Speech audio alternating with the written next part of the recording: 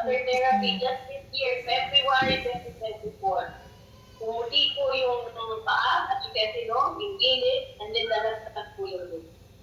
And my mother is continually taking the product, bakit po? Because andyan pa siya eh. But no one behold, nung papa-amputate po yung mother ko, ang tingin po sa amin, 35,000 admission, 95,000 amputation, and 600,000 chemotherapy.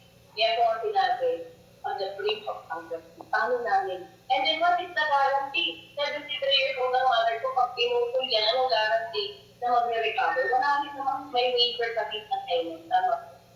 So, praise the Lord, no? Right now, actually, a little update, no? Because this month, no, this June, July, umuwi po ako sa province para sa mga state mother ko mag-protect sa doctor niya. Okay? And we went there to the elder doctor in Roma, you can see May 21, 2024. Pinabasa po namin sa doktor yung kanyang recent lab. Kita niyo po yung sugar ng mother ko, 20. Pababasa niyo naman po yan, no? Makikita niyo naman high low. Sabi ng doktor po niya, ma'am, malapit na kayo mag-iumam.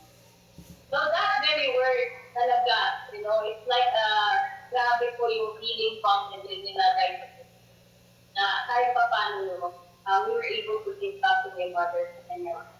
To extend her life, to make her enjoy her life, to see her well, and patuloy na at her age, na nararamdaman niya yung araw-araw na blessing.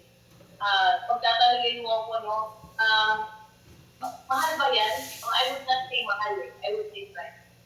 So thank you so much for allowing me to share with you shared because with me, dadalhin yan hanggang sa dulo. So I hope you would share this blessing to other people. You never know, you will become an answer to this. Thank you so much.